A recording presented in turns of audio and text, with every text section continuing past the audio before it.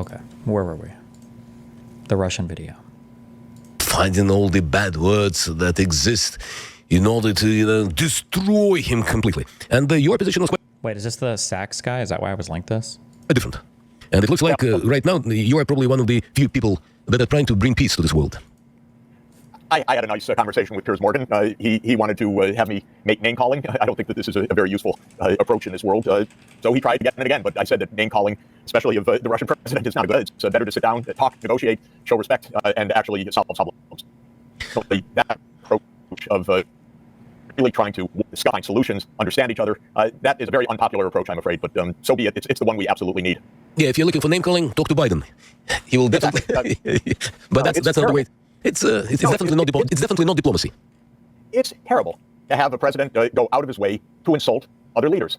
How are we ever going to find any real solutions to anything with Biden absolutely in a disgusting way and childish way, I have to add, calling names of President Putin, President Xi, others. But he's, Biden's an old man. He's a crotchety old man. But it's extremely difficult to find actual solutions if this is the way the U.S. behaves, which is completely juvenile.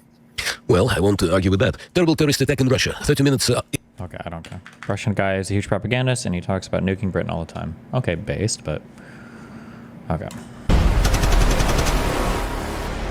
What is this? I was involved in a self-defense shooting.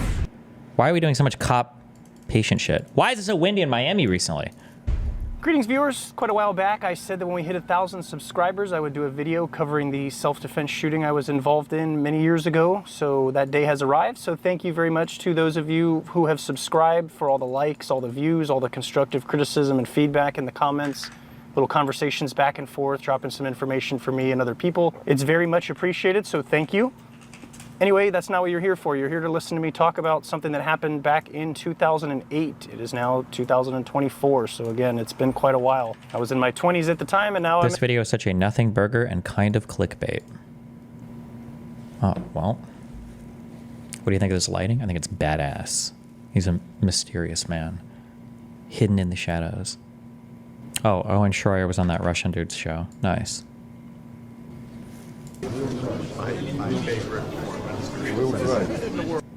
Wait, who is this Jeffrey Sachs guy?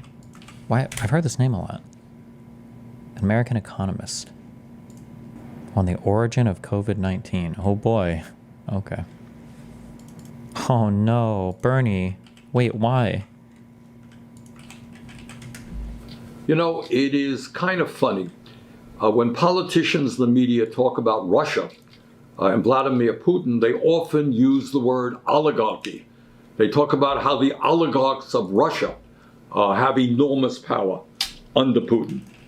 But strangely enough, the term oligarchy is very rarely used to describe what's happening in the United States, or in fact, what's happening around the world. But guess what? Oligarchy is a global phenomenon, and it is headquartered right here in the United States. The fact of the matter is, and we don't talk about it very much, but this is the reality, a small number of incredibly wealthy billionaires own and control much of the global economy, period. What do you mean when you say that, Bernie? Period. End of discussion. And increasingly, they own and control our government through a corrupt campaign finance system. Since 2020, 5 billion people all over the world have become poorer, while the world's 5 richest billionaires have more than doubled their fortunes at a rate of $14 million per hour. What is... Okay. I mean, they're good slogans, I guess. And listen to this. Elon Musk, the world's wealthiest man, has added $120 billion to his fortune just since election day. Got that? $120 billion since election day. While Jeff Bezos, number 2 guy, he only became $67 billion richer in the last month. And Mark Zuckerberg, he became $90 billion richer this year alone. Is that even true? Hasn't the global south had an insane increase in standard of living? Remember, just every time somebody is citing years involving COVID, you just always have to be aware that it's probably some bullshit. So he said since 2020. It might be since 2020, maybe the average wealth has to, I don't know. But COVID, again, is weird. There's a lot of weird shit that's happened over the past like couple of years, few years. In other words, the people on top who are already phenomenally rich are becoming incredibly richer. Over the past decade, the wealthiest 1% of the global population amassed $42 trillion in new wealth, while the wealth of the bottom half of society barely budged.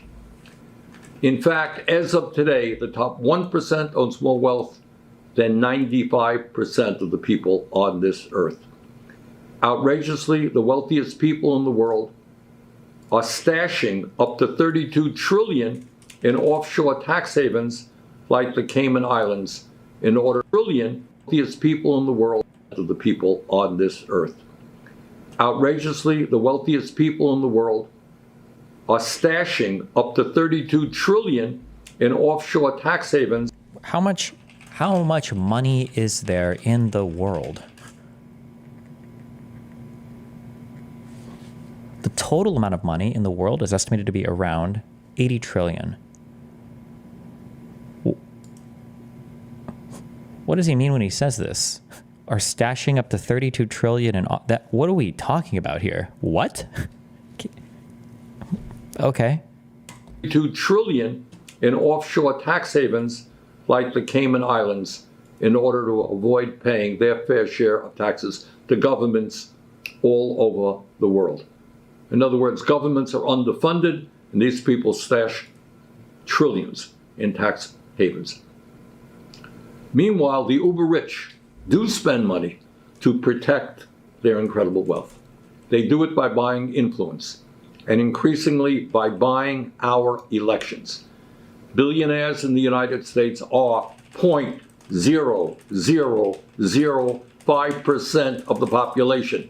That ain't a lot of people. Yet they accounted for 18 population. That ain't a lot of people. Yet they accounted for 18% of 2024 electoral spending. Tiny number of people spending huge amounts of money to buy elections. Just 150 billionaire families spent nearly $2 billion to buy our recent elections. Elon Musk alone spent at least $277 million. You mean 44 billion? To back Donald Trump. How's that? One guy, $277 million. And we saw the results of that investment working pretty good. The major defense contractors spent over $38 million this election cycle. And you know what? They're going to have a $1 trillion military budget with enormous amounts of waste and fraud in it. And AIPAC, a billionaire-funded super PAC, spent over $100 million to defeat members of Congress who are critical of the extremist right-wing Netanyahu government in Israel and the horrific war they are waging in Gaza. My friends, you don't have to be a PhD in political science to understand that this is not democracy. This is not one person, one vote. This is not all of us coming together to decide our future. This is oligarchy. In my view, this issue of oligarchy is the most important issue facing our country and world because it touches on everything else. It touches on climate change, touches on healthcare, touches on whether or not working people are going to have a decent standard of living, touches on whether or not we can eliminate poverty. Okay.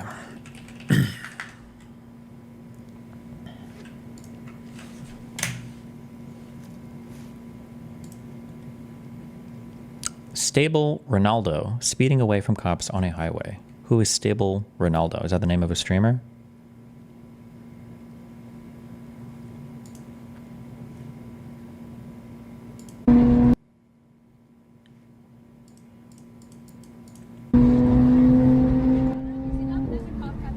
Big streamer in phase.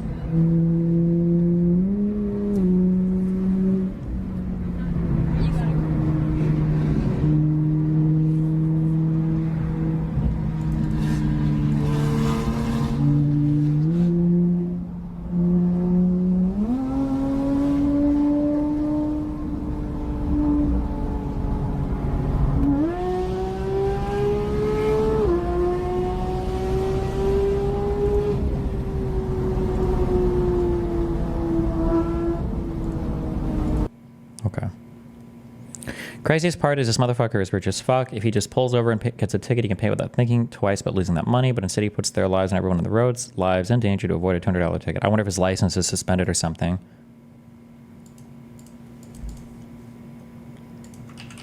And that's why he doesn't want to get pulled over, or he's just trying to look cool for stream, maybe. So that's Ray. I think Ray was in front of me. Longer video. That is so sweet of them. Oh my Whoa. god, what the fuck?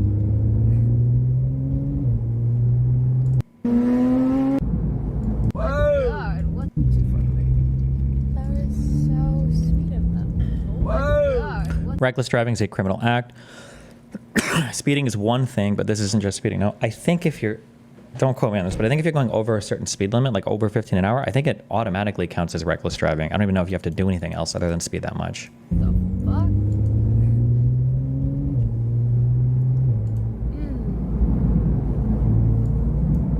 Talk way. They're saying.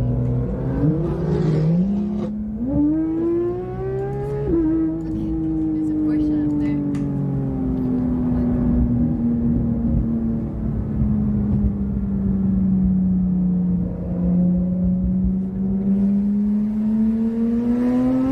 Cops didn't even light him up. Why are people acting like he got in a police chase? I don't know. Is there any evidence that the cops were even after him here, or is he just racing another car on the interstate or freeway?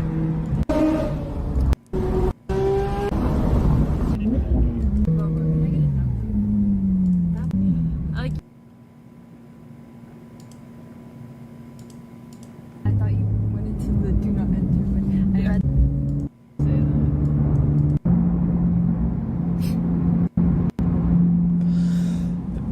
What do you think about the New Jersey drones? Is it alien invasion? Probably.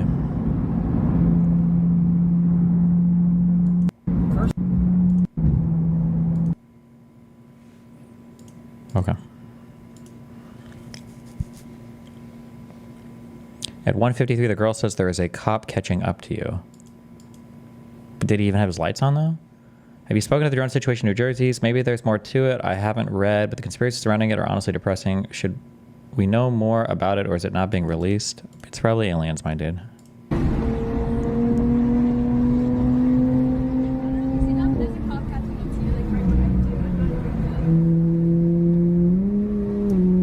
Yeah, like her saying there's a cop catching up to you, I'm not even kidding.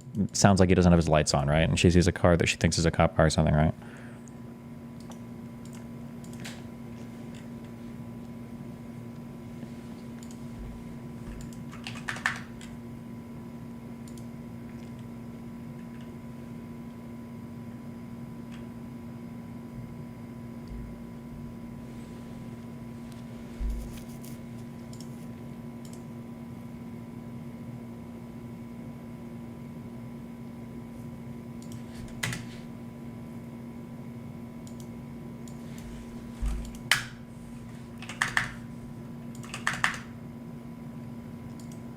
Suppressor meltdown, 700 round burst through an M249 saw. Okay, we're good.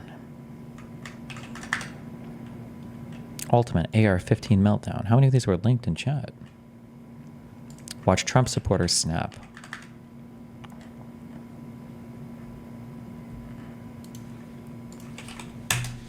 And then a Hispanic, and then we see these movie roles that are traditionally God these- forbid. Wait, she's the insane person, right? He really does a show with her? They actually have an ordinary show? How did she manage to get a show with him? Holy shit. Good for her, I guess. These roles are white when people you turn and on the they've TV, replaced. it looks something like the real world. It's intentional. That's the thing. It's an Yeah, so intentional before race it was mixing or swapping. It's intentional. Before, it was Yes. intentionally only white people getting the accolades and getting the awards and cast in these major protagonistic roles. What's funny is It's the argument DEI. that was made in the right-wing video thing that we watched earlier with Marjorie Taylor Greene's boyfriend was on screen there. And the lady, that host making that argument, if you flip it, it makes some sense. Of course you think that. Because of course. no, because I'm saying for so long it was the case that the only roles that non-white actors and actresses would get would often shed that identity group in a really poor light. Whereas now a bunch of the heroes are white in different things that you're watching, and then some are non-white, and that's perfectly fine. And that's representative of thinking about if you are growing up and you're non-white. Now seeing some people that cross over in one of the identity categories, it's not about pick this over a more qualified white person. It's about, wow, we have this extremely, incredibly qualified, for example, the Wicked Witch of the West person, Cynthia Revo. Yes. And why not cast her? And then as a bonus, there is more accuracy to the people portraying roles. Now, let me ask you something for, about like, the country that we live in. Okay. I don't know.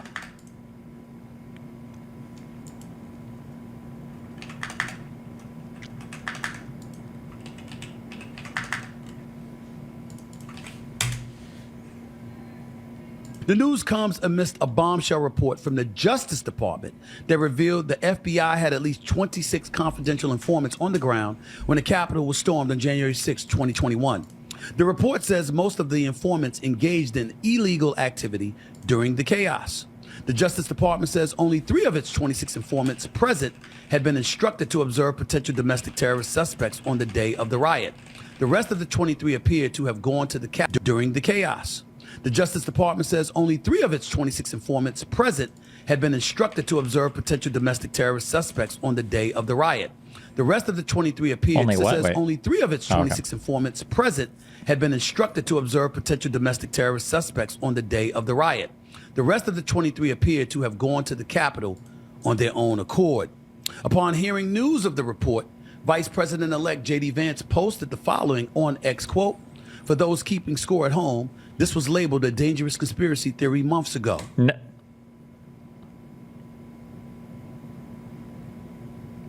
Okay. End quote. Didn't hear anything about that for the election.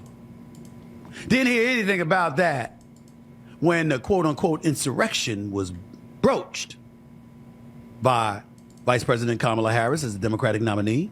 The belief that Donald Trump was a danger to democracy and using this as a profound, illuminating bullet point to make that case.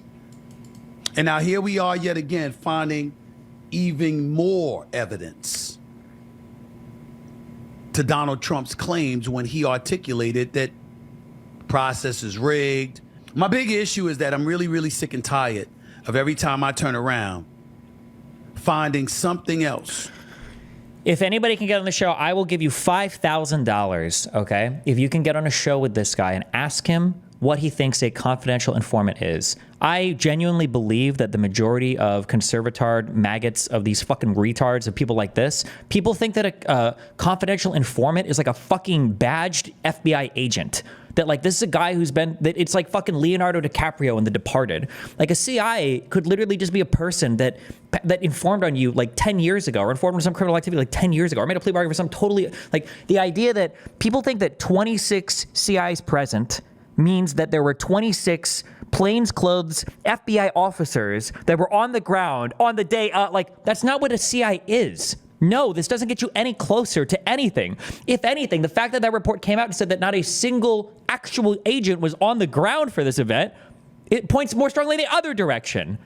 Democrats have lied about or downplayed or misrepresented along the way. I mean, I see Republicans like Megyn Kelly or Officer Tatum or Candace Owens or, you know, Deshaun Hammond. Bro thinks Stephen Smith is a conservative. Destiny's actually deranged. When did I say he was a conservative? I didn't say anything about political party. I'm just saying that these people like believe the most retarded shit ever. Well, like, what do you? I don't know what his political affiliation. It doesn't matter. Entities of the world. You know what I'm getting tired of? You know what I'm getting to the Democratic Party. You know, I'm tired of the Democrats lying to me. what I'm getting really pissed off about? I'm getting really ticked off at every time they open their mouth about something pertaining to y'all, they seem right to make the case that the right had a monopoly.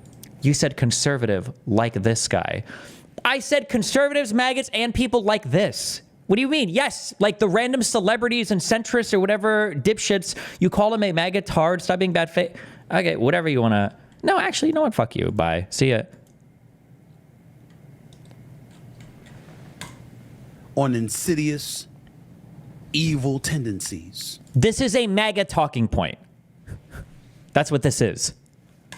Evil tendencies. Is he saying Democrats keep telling the truth about Republicans? No, he's saying that Republicans and MAGA ends up being right about everything. Because for some reason they can keep rewriting history. They can say, oh, well, we were right about everything. We were right about... No, you weren't. You were wrong about literally everything. You were wrong about almost every single thing.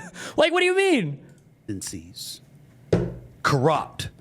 tendencies, duplicitous, hypocritical, untruthful tendencies. And every time they made those accusations, we turn around and find out that at least some of them are guilty of the same shit. I don't know about y'all. LeMayo, feels like Destiny is shooting at everyone and anyone. At what point does it stop being everyone else must be crazy and maybe turn into I'm missing something? The second one single person ever provides a shred of evidence for anything that they believe, one time, if that would happen one time, I would consider. But I'm sick of all of it. I'm sick of all of it. They've actually made Donald Trump look like he was right instead of them.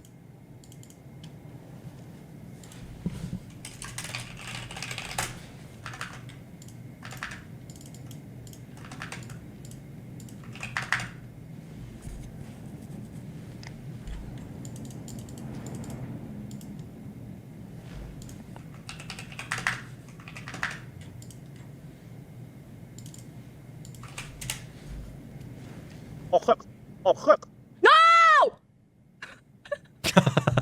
She always cries. I saw it, Tom, yeah.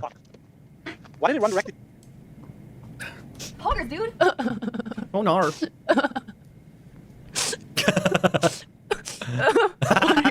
How much do they know about Jan 6 before it happened? With all those CIs, they had to know something. Why would they have to know anything? There were 26 people that had been confidential informants at some point in a riot of 50,000 people. What do you, like, why would you assume, how could anybody have known? And if anybody was going to know, why wouldn't it be Donald Trump, who's the literal fucking president of the United States? It's his FBI director. You know that was literally his guy. Christopher Wray was literally his dude. It's his DOJ. That's funny.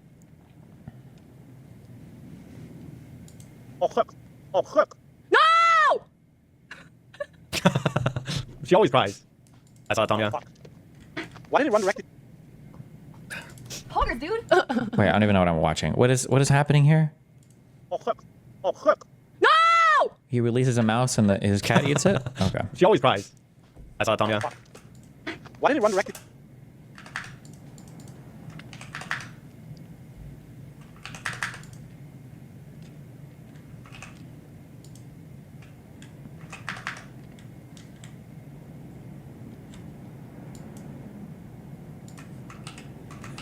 Artemis Fowl found the videos of police shooting people in the face on J6. Dev or Short Fight Otaku sent me this. I'll watch this one thing, but I'm never, ever, ever responding to a video from this guy again. These people never change their beliefs. They have their belief afterwards, and then they'll try to find whatever the fuck they can to fit it. So I'll watch this, but I will say at the same time, this is a waste of time to watch this because your friend will never change his mind about this event. So. Found the video of police shooting people in the face on J6. What are we even supposed to prove here? No, wait, it's violent.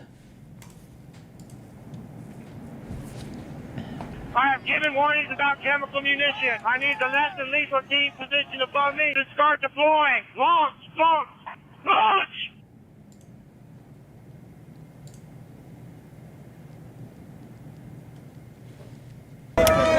You're on the wrong side of history! Hey, walk up to the front of the fucking line. Come here. Show these cops what they just did to you. Okay, I got shot in the cheek with a rubber bullet, I guess. You gotta turn around. We need more fucking munitions. Let's go. Fucking shoot it. Shoot it. Shoot. We're up here trying to get through the gate. USA! USA! USA!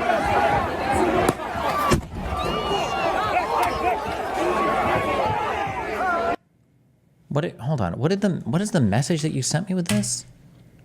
Artemis finally produced a video to where apparently the riot had calmed down on J6 and the cops wound it back up by firing rubber bullets at the crowd.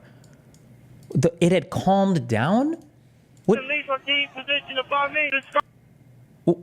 Bro, they're literally at the police line past like 2 broken down barricades already. What?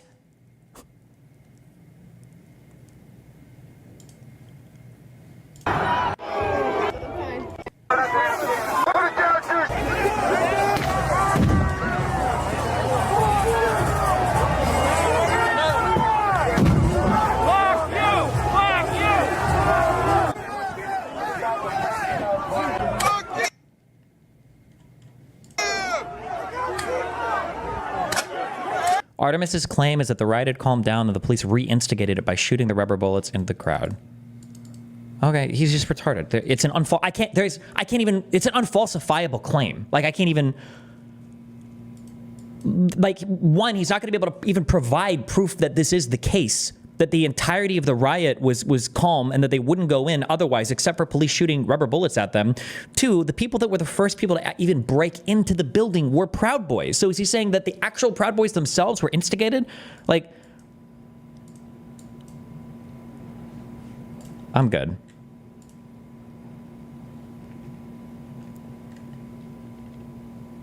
We'll look at it, but I'm already lolling at peaceful protester. They already broke through 2 barricades. They're not peaceful, but your claim here is that after 2 barricades, they calmed down, and this event riled them up again.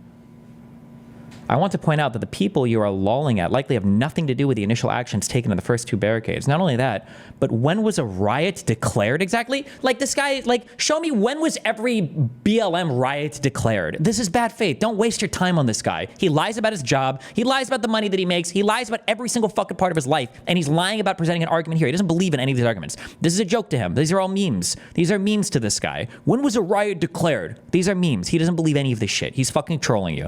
All right? This is a troll. I have given warning. And Short Fat Otaku, you are right that this caption is funny. About chemical munitions. I need the less than lethal team position above me to start deploying. Launch. This here. Peaceful protester Joshua Black shot with a yellow rubber bullet. Like, the guy is literally like almost at the front of this fucking riot. Peaceful protester. Get me the fuck out of here, dude.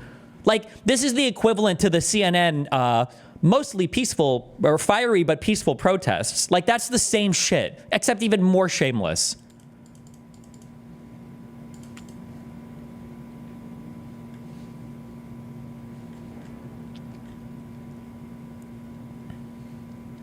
Wouldn't the fact that there were that many CIs there suggest that MAGA has members who are already involved in extreme activities or groups like planning insurrections? We don't even know what the CIs were there for. Just because it's a CI doesn't even mean that they're necessarily involved with the event. It could have been a confidential informant that worked on like a drug case 20 years ago or something, or it could have been a confidential informant that worked on like to say that there's a CI there doesn't mean every single CI there was for the J6 upcoming insurrection. Like, Unless the FBI report explicitly said that.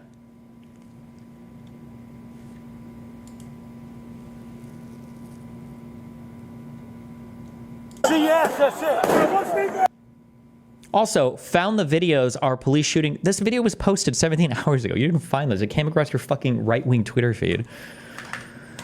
Okay.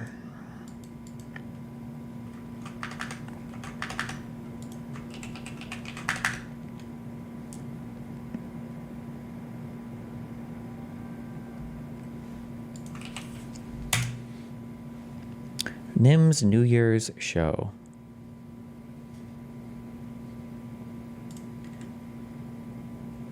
Connect with your oh, rip.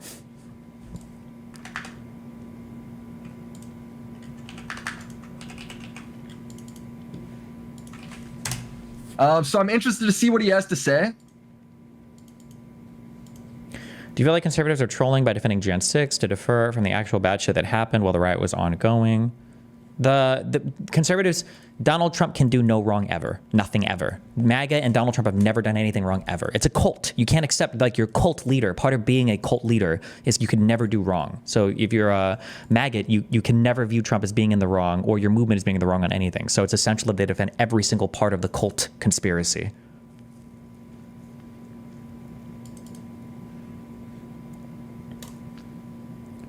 Four and a half hours. Oh, Dark Viper, the schizo guy.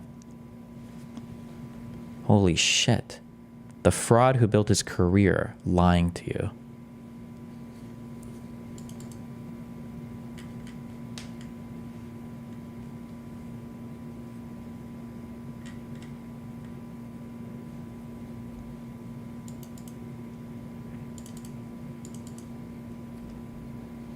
Jesus.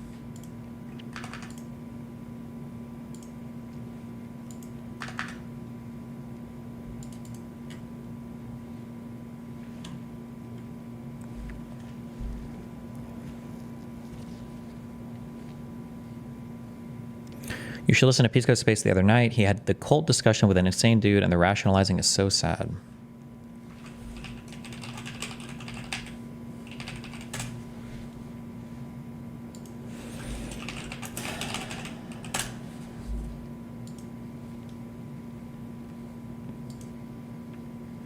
Okay.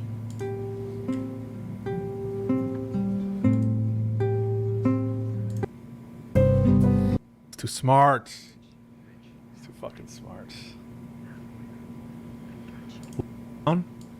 I hope he is. I'm also concerned about Iran. Iran, which is whether the indictment is allowed to continue. Sorry. Wrong VOD. Depends on This who is you. from today. Oh, 8 hours ago. Would it be this one 2 days ago? Right? It is resist is all you can do. Resist True. him at every turn. True.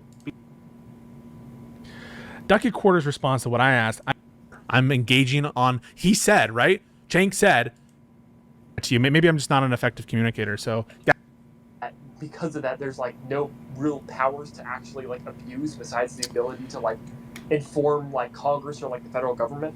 In a formal sense, if it's not imbued with like any official power, it's hard to say that they can abuse that power. But in reality, just because there's no like formal authorizing statute or anything from which it like gathers constitutional authority, it derives its power from the fact that it's at the pleasure of the president, and to the extent the president has power and gives his discretion or his influence or his yes, but one it's going to be effective to the president outside of like a federal institution, right? Because like we're talking about questions are whether or not it has $500,000. So that repeat the question all over again.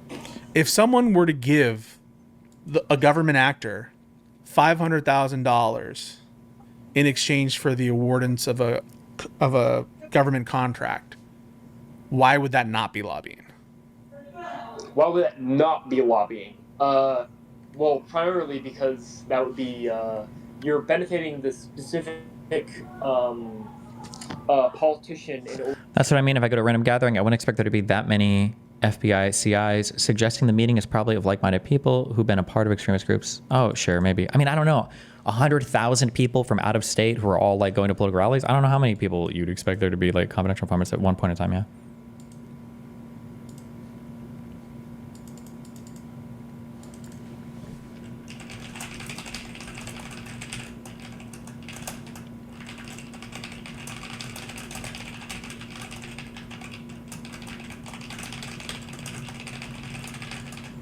Get the fuck out of here, Pisco. Nobody fucking cares. Nobody cares about you. We hate you. I saw this video and I almost lost my fucking mind. Nation. Our nation was founded on the basic idea that the people we elect run the government.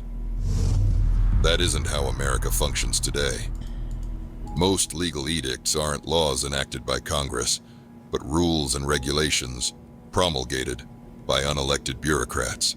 So the thing that I hate about this, right, and the thing that I hate about the person that made this video, okay, this is like a dog whistle for anytime you post a picture with guys with these powdered wigs, it guarantees that you literally know nothing about the United States, you know nothing about U.S. history, and you know nothing about the government, okay? Every single fucking time. Anybody that utters the words founding fathers or quotes a line or two out of the fucking Declaration of Shit Dependence, okay, none of them know. Okay, the issue is that what he's talking about right here, okay?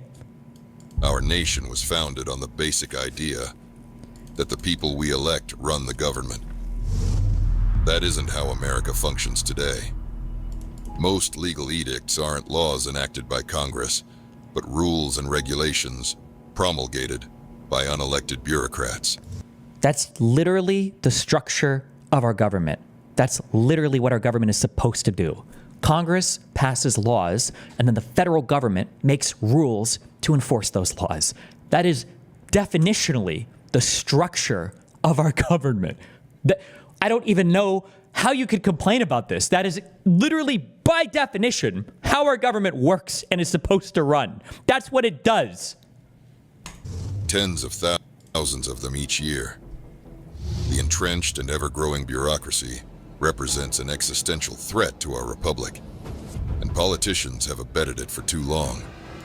That's why DOGE is doing things differently. DOGE, which is an actual bureaucratic thing by actual unelected bureaucrats that wasn't created by Congress as it's constitutionally supposed to be, by the way. That because Elon Musk and Vivek Ramaswamy are, one, not even voted in, and two, they're not even part of a real government agency. So these are the most unelected, unaccountable bureaucrats, because at least your other cabinet heads have to be confirmed by the Senate. So it is extra ironic that these dipshits would post this video when, one, it fundamentally misunderstands the structure of government, and then two, the problem that it's calling out applies to them more than any other part of the government it ever could. Elon Musk and Vivek Ramaswamy are entrepreneurs, not politicians. They will serve as outside volunteers, not federal officials or employees. Unlike government commissions or advisory committees, they won't just write reports or cut ribbons. They'll cut costs. How? They're not even part of the government. How are they supposed to cut costs? What does that even mean? They will liberate individuals and businesses from illicit regulations never passed by Congress, stimulate the U.S. economy, and generate prosperity for the American people. Now is the moment to deliver a government that would make our founders proud. Now is the moment for decisive action. Now is the moment for DOGE. Like, it's just so fucking stupid.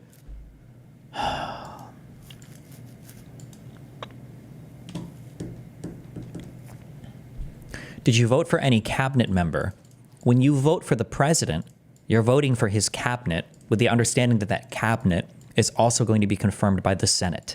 That is how the structure of our government works. Yes.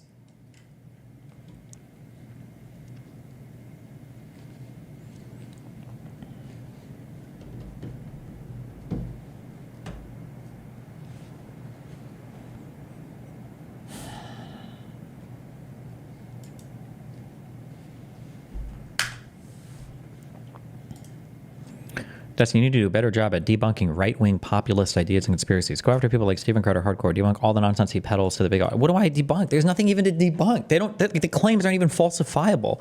Like, they just say, like, the wildest, dumbest shit. There's not... But there's not even, like, a thing to debunk anymore.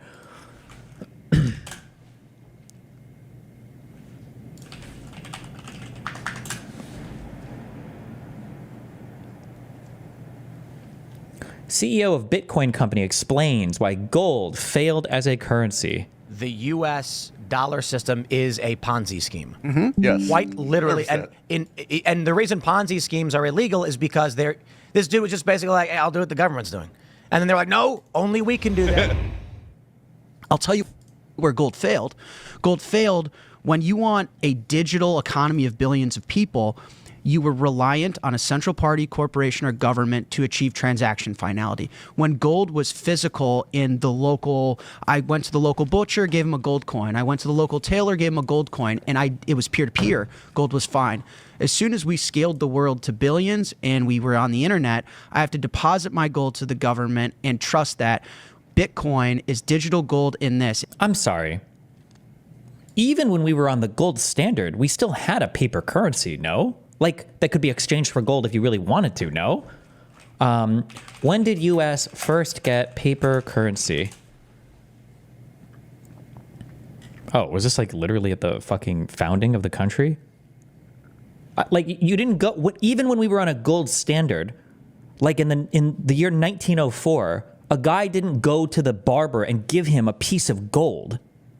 I don't know if anybody ever just traded gold like hand to hand like this.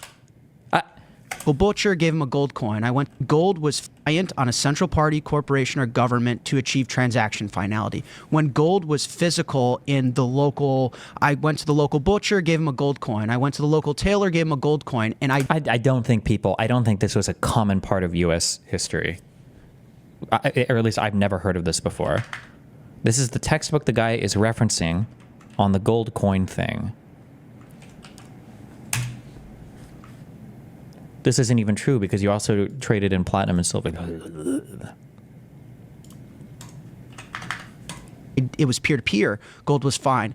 As soon as we scaled the world to billions and we were on the internet, I have to deposit my gold to the government and trust that Bitcoin is digital gold in this. It's not only a physical bare instrument, but it's a network. It's a network that can achieve transaction finality without the central party. That's why it's better. I know this is a little cliche to say, but you really need to just think about it. The U.S. dollar system is a Ponzi scheme. Mm-hmm. Yes. Quite literally. And the reason Ponzi schemes are illegal is because this dude was just basically like, hey, I'll do what the government's doing.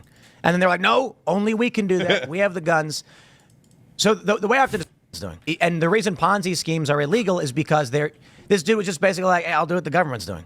And then they're like, no, only we can do that. Yeah, the government has to have the exclusive right to do some things. That's kind of how governments work. Yeah, it wouldn't really work if everybody could form their own government. Like, we have the guns. So the way I have to describe it in the simplest of terms is, if the four of us all agree that, we're going to trade this tech deck over here, I'm going to give it to you for $1, you give it to him for $1, that all of the value of the labor that we're doing is inside our community.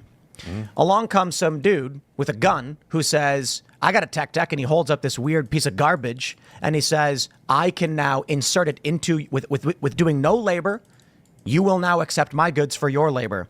So what the government basically does by printing money, they do no labor, but convince you to give you theirs. Exactly. They use that to fund wars and other, who knows what. Hamsters on drugs fighting, and I'm not even kidding. Yeah. They took hamsters, they gave them cocaine and made them fight. Yep. And it's like, okay, I do understand. That sounds like a useful way of spending money. They wanted to know what cocaine did to mammals, whatever. I kind of think maybe you shouldn't print money and then give out these grants to just do these things. But once the government was able to have an infinite Ponzi scheme, the insanity started to envelop our society. Yeah. He's not even wrong in that, like, he's not even making a claim to debunk. It's just stupid. Like, so what is the complaint here, that the government does, like, that the government funds grants for scientific research? Is that what you want to get rid of? Is that what you want to delete? Like, no more scientific grants for research? What percentage of even our discretionary spending is on scientific grants? How much money, USA, how much money, federal budget, science grants 2023?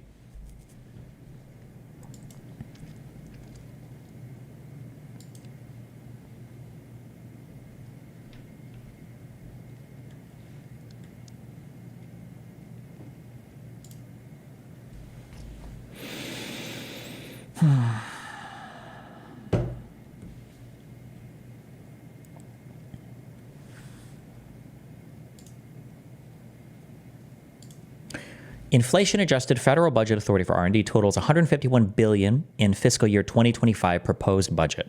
So our entire budget is for discretionary spending. Is it 2 point what trillion? Does it say what our total budget is?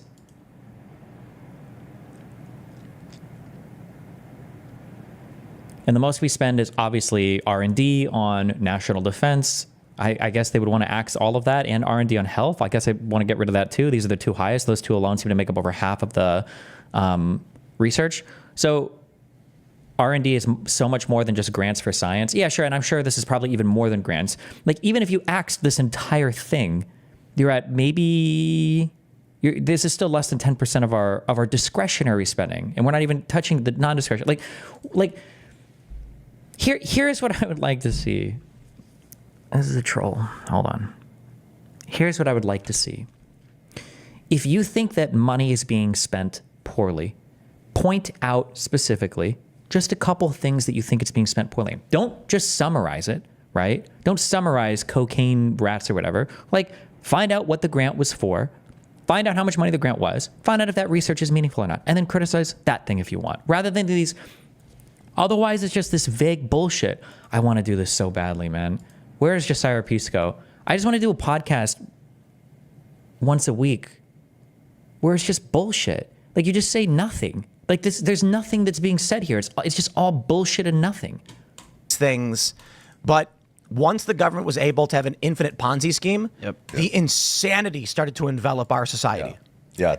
There's a great, I love the book. Like, what is the insanity? What does that mean? What is the insanity? How? DEI and affirmative action, or?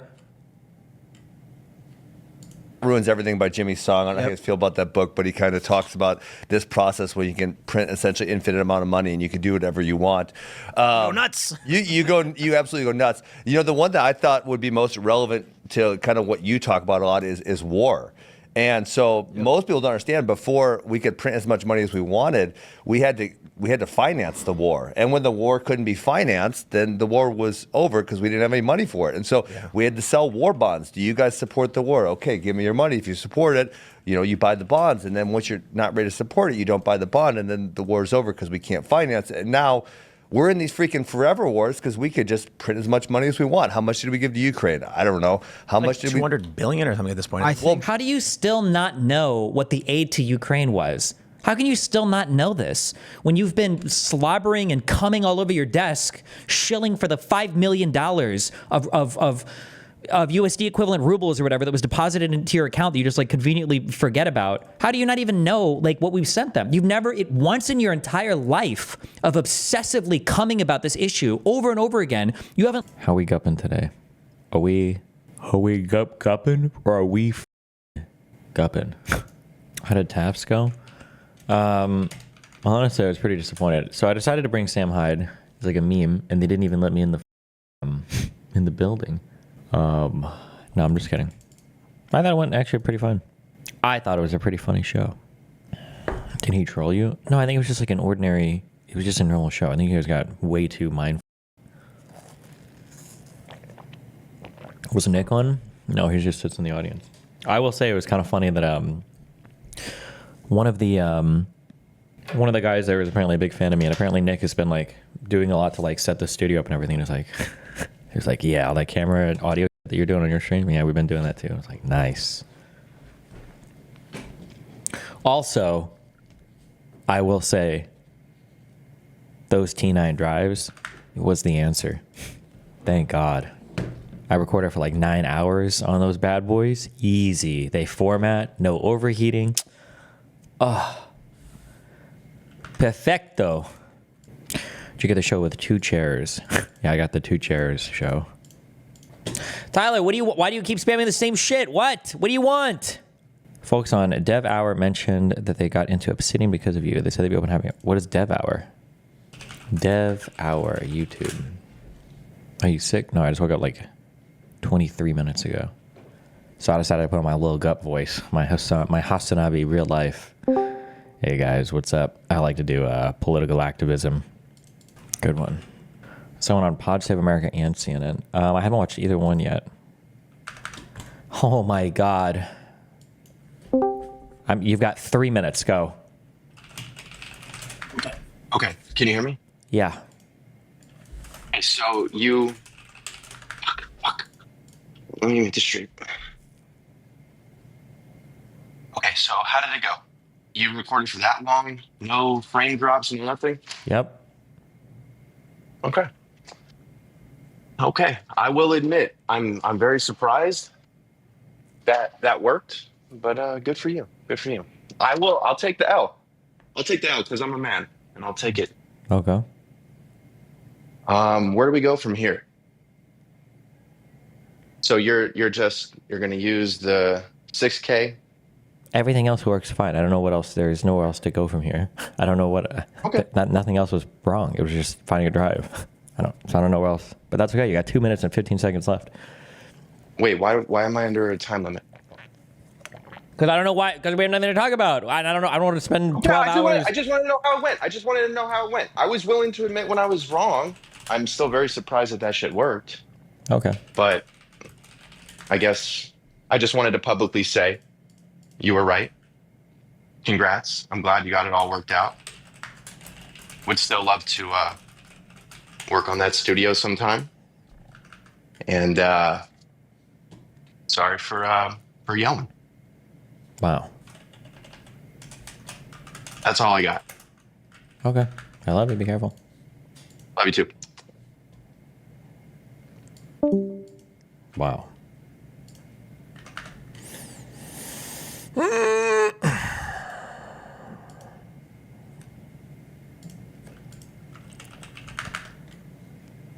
Darius messaged me and asked, "Is this worth?"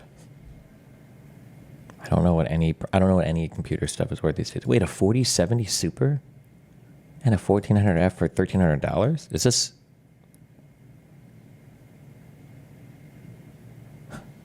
This seems like a really good deal, no? Well, all right. What are we watching first today? How long is this? 2 hours. Oh, I don't know if I could do it. I tried to watch Bro,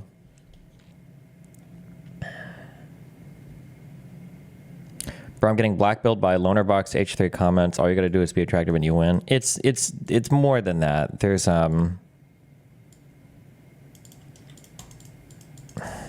it's the dynamic that I pointed out before. I mean, I can point it out as much as I want, but I don't know what the point is of, or what it even does. The issue is that if you're not politically aligned with any communities, then you have no like large community that just like by default has your back. And since we're not politically aligned with any communities, if you're anywhere in my orbit, basically it's free reign to just like go off hard on you. And that's basically what Lonerbox is now experiencing, because Lonerbox is no longer like with the left 100% on like the crazy far leftist shit. So now he's fucked. Yeah. It's, I mean, like, it's annoying. Like, the goal is the goal is always like, yeah, attack the out group, basically. That represents the Shi'i community of Lebanon. It started out. Watch Lonerbox? I'm okay. But for anyone who thinks I'm a self-hating Arab or anything like that,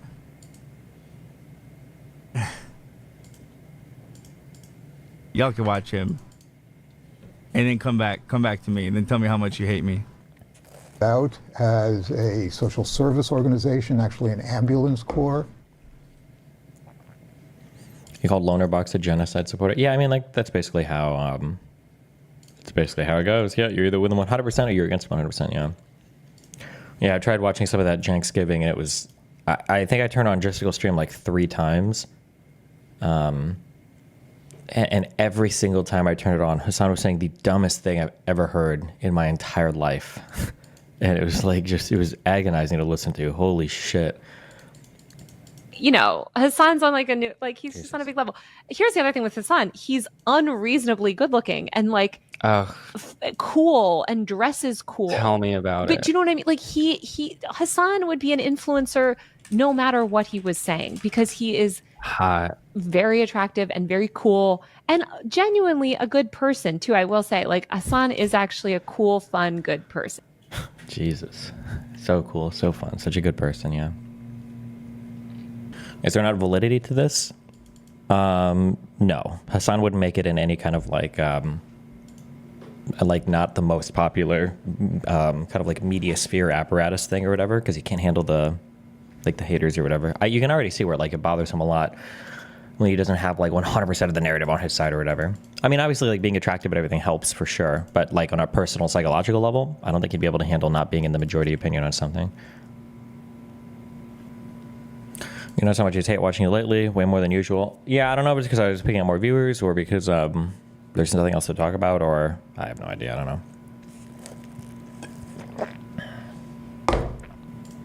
Welcome to Pod Save America. I'm John Lovett, and guest hosting with me today is the massively popular streamer Leftist Dumbass himself. You just self-described. That's okay, sure, fair. I say himbo, but damn. Okay. Hassan Piker, welcome back. It's good to be back. Thank you for having me. After my conversation with Hassan, you'll hear my conversation with Seth Moulton. We talked about the Democratic Party. We talked about the controversy over his comments around trans athletes. Also on the feed right now, you can hear Dan's conversation with Jen O'Malley Dillon, Quentin Fulks, David Plouffe, and Stephanie Cutter about what went wrong in the Harris campaign. We're having a bunch of conversations about what we learned from the election, where we go from here, with a bunch of different voices, one of which is here today. People are mad that we talked to the Harris campaign. People are mad we're talking to you. People are mad, and that's okay. Yeah. But let's start with this. It's a big tent. It's a big tent. It's a big tent. All Got right. Dick Cheney in it. It's got Dick Cheney in it. It's got Hassan Piker in it. Yeah. It's got Dan Osborne in it. It's got Seth Moulton in it. He's not in the tent. I don't know why you would say that, but God, fuck. It's so. This is how I'm trying to think of the comparison. Like when adults try to like talk about video games, or when like mainstream media tries to do, like 4channel is a place where B-tard posters post anon, crazy, wacky. It's like people have no concept of the space, like try to talk about it, and it's like, oh my God, it's so fucking cringe. Like Lil Bro's not in the tent. He's not a Democrat. He's not even a liberal. He's a fucking leftist.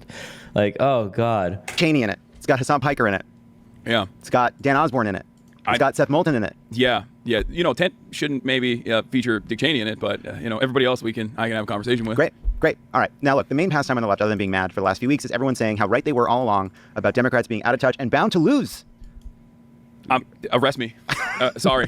So I sat at this chair. Well, maybe not at this chair, but I had the offline interview with John. I think a month before the election, and a lot of the concerns that I brought up to him, it seemingly came across as somewhat prescient, where people went back to the footage, and I've been seeing comments that were rather positive about, like, okay, he said a lot of stuff there that was objectively correct, seeming. Yeah, I want to talk about one aspect of that. Is that somebody? I saw somebody post on the subreddit that it's not even true that he said that he thought Kamala was going to win. I don't even know if I don't have the link to it, but which is that you were saying, others were saying that, hey, like Trump going on Rogan, Trump going on Theo Von, like something is happening here, and we need to understand it. We need to address it. It's real. And I remember, like, my experience. I still, however, maintain the position until this day, and I still maintain this position that Kamala Harris will most likely win the election come tomorrow.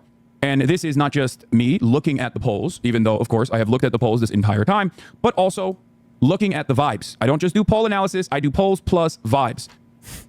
Like, it's so... Dude, I can't live in this world. It's boring. The problem is that it's boring to me. Like, all the fact gathering and all the research and the reading, everything, like, none of it matters because you just go on and, like, I can't say anything because I'm trying to talk to these people. I don't even want to. It's just so lazy. Like, what value do you bring to the world? You're not even willing to do, like, the most basic level of research. I don't know, man. Drive through. Anyway, so now we get to listen to how much of like a fortune teller Hassan is, despite the fact that he was just as wrong as anybody else. Where is this a clip or is this isn't that like a watchful? Oh, it says this. Why do I do this? Well, the reason why I do polls plus vibes is because polls alone are not going to be enough. Okay. I have, however, learned something that's a little bit scary today, this morning. I've told you guys already, I have like a bunch of people that I talk to, normies in general. I have some high propensity voters, mid propensity voters, and low propensity voters in a place like California. And I look to who they vote for and how they vote as well, because I just want to kind of see like, a focus group basically. And my low propensity voter did vote for Donald Trump, which was shocking. And I don't know if it's because I basically kept asking him over and over again if he was going to go out and vote or not. But my low propensity conspiracy theory guy who loves RFK did actually end up voting. And that kind of shocked me a little bit. That kind of worried me a little bit because this is fucking California. It doesn't mean California's going to flip, obviously. Chat, this does not mean California's going to flip red. That's fucking idiotic. I'm not making that argument at all. But what it means is, even in a place where someone who is not likely to go out and vote at all, where his vote is not even going to fucking matter at all, he found time out of his day to go out and vote, even though he has never gone out and voted before. That, to me, is a little troublesome. I haven't really seen this anywhere else in the data, but that still scares me regardless, okay? So, having said that, however, I think that the fundamentals are on Kamala Harris's side still, okay? I think that I have no faith that low-propensity voters won't vote for Trump. Is bizarre, but he is rallying the RFK supporters. Well, now that I've talked about the Kamala Harris side of things and what I consider to be, like, not great campaigning, for example, I think that she focused far too much on trying to win over the white suburban mothers, and you can win them over. No one is saying don't try to win them over. But the way to win them over is supposed to be a delicate balance where you're not hemorrhaging your base of support, because you cannot let the urban pop fall apart, okay? You cannot let the urban population, black voters, brown voters, young voters in general, voters in college, students and the like, not come out and vote for you because they are just like too bored and too grossed out by, or too depressed to go out and vote because they just constantly hear you hugging and kissing the likes of Liz Cheney or saying you're going to have a Republican in your cabinet. It's not good, okay? It is not good. She needs white women. I understand that. I'm not against that, but there's a way to do that while just one thing that's very hard for people to understand is just how disconnected the ordinary American population is from our like political sphere. And when I say I think that sometimes you guys think that like disconnected means that they don't know about like the exact specifics of some Supreme Court case or of January 6th or of the Afghanistan pullout being in, how that was negotiated. When I say disconnect, I mean like probably 50+% of the American population doesn't know the difference between like Iraq and Afghanistan. Or like 20% of Americans would probably think that like Turkey is in Africa. Or 30 to 50% of Americans probably didn't even know that January 6th was associated with an election thing. They thought it was just like a protest turned riot in Washington, D.C. maybe. Or like it's that level of disconnect. The idea that like Cheney had some huge depression on voting for Kamala or whatever, like 50+% of Americans probably wouldn't even be able to tell you what Dick Cheney's role in government was. There's zero chance that there's like that in Hassan's world, there's like these Hispanics out there like, oh, essay, you hear about Cheney? Yeah, man, I hate that dude. Not voting for Kamala now. Like, absolutely, hombre, bro. Yeah, like, it's such a cringe. It's like I'm a leftist, and these are the things that I care about, and I'm going to tell you why poor black voters didn't vote, and it's because they don't like the war machine and the military-industrial complex that was headed by people like Dick Cheney. Like, little bro, nobody in these populations, nobody's in these cohorts are thinking about this or talking about this or even know anything about this. It's like it's so stupid. While simultaneously still communicating objectively popular policies to. But anyway, let's hear about how Hassan got it perfectly right. Happening here, and we need to understand it. We need to address it. It's real. And I remember like my experience. It's like seared in my mind of Trump being on Joe Rogan because of how, like, my path of understanding it. Because what I saw first were a bunch of people taking clips and saying, wow, Rogan really didn't like Trump. Trump is a mess on this show. He comes across terribly. Rogan was like kind of giving Trump space to hang himself rhetorically. And then I watch it and like, Trump did fucking great in this interview. Yeah, he's very telegenic. That's the thing that like a lot of. It's the thing that bothers me too is that like Trump, first of all, Trump did not do great at that interview. If you like Trump, you'll leave that interview liking Trump. If you don't like Trump, for all the reasons you don't like Trump, you'll leave that interview like not liking Trump. Unless I missed something because I had to turn it off. I only made it like halfway through. Maybe in the last hour, maybe he does significantly better. Which is possible, I admit. I'll tell you, I didn't watch the entire thing. I'm not gonna lie. I could only do halfway through because it was so cringe. He couldn't answer a single fucking question about anything. It was the cringiest thing I've ever seen in my life. So maybe in the last hour, maybe he does significantly better. So I'll hedge that, I guess, if you've watched it yourself. But yeah, it's just so funny because like I'm curious if I see these Pod Save America guys talking about like Biden's debate performance, are they gonna be like, oh God, it was a train wreck, it was a disaster, and then you watch like Trump, drunkenly stumble his way through the 50th Glazer podcast. Wow, Trump's actually really pretty. He's actually pretty telegenic here. He actually did like a pretty decent job here. Like, did he actually? Or okay, rhetorically. And then I watch it. I'm like, Trump did fucking great in this interview. Yeah, he's very telegenic. That's the thing that like a lot of people, I guess, refuse to factor in for some weird reason is that, yeah, he definitely rambles on. He likes to call it the weave. And even Joe Rogan made fun of him for that a little bit in the process. But like, there is something to be said about a relatively telegenic person who is able to portray himself as, I like to call it honestly dishonest, where like everybody knows he's a bit of a scumbag. I like to call it honestly dishonest. God damn, that's such an ingenious what an ingenious way to put that. I wonder if that was ever a thing.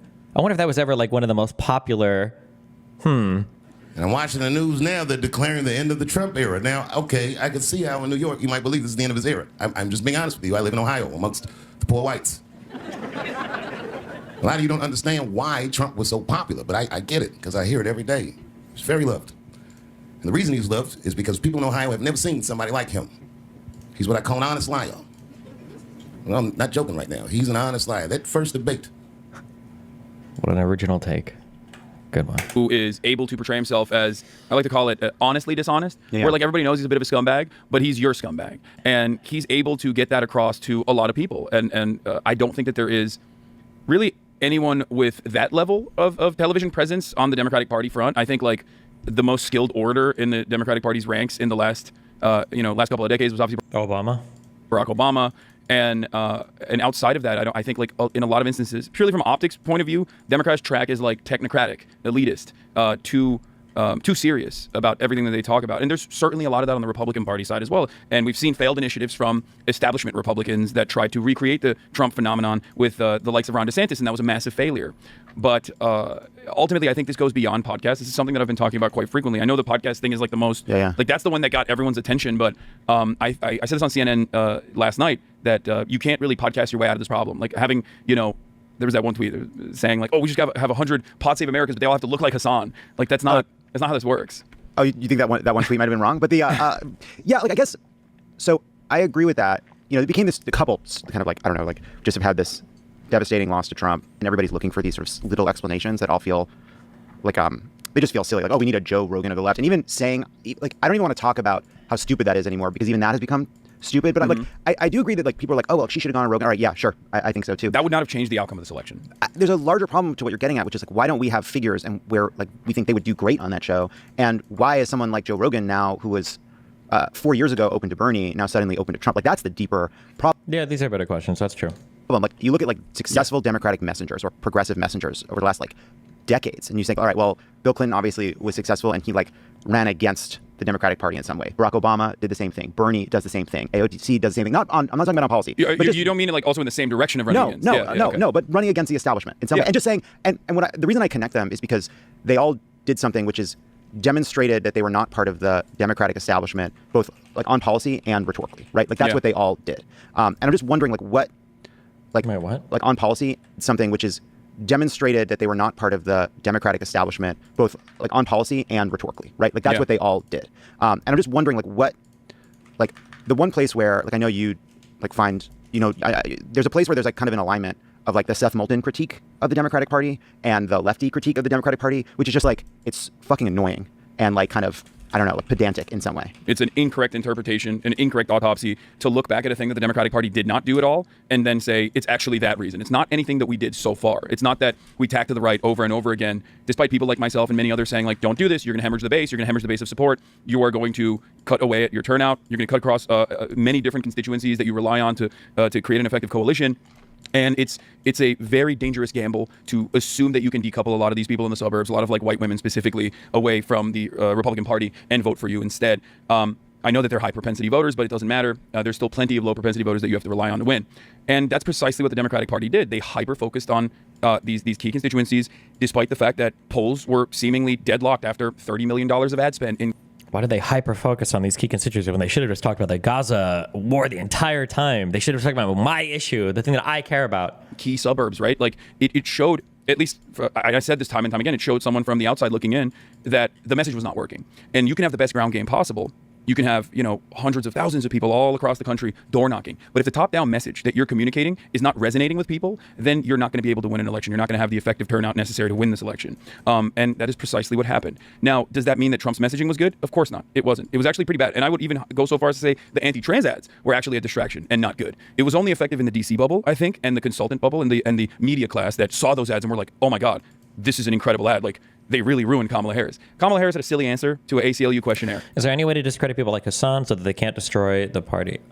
There's... I'm trying to think of the analogy. Is it like the king has no clothes? If everybody is willing to play a game, then there's no way that you can really counter it. So like if you have people in media who don't do any homework or research on things and they just get passed shit by interns or whatever, then I mean like there's nothing you can really do about it, right? My guess is this guy's probably never watched a Hassan stream before. He doesn't know anything about him. He doesn't know anything about his positions. He was probably told things about him. He's like, oh sure, yeah, bring him on or whatever and have him, come chat.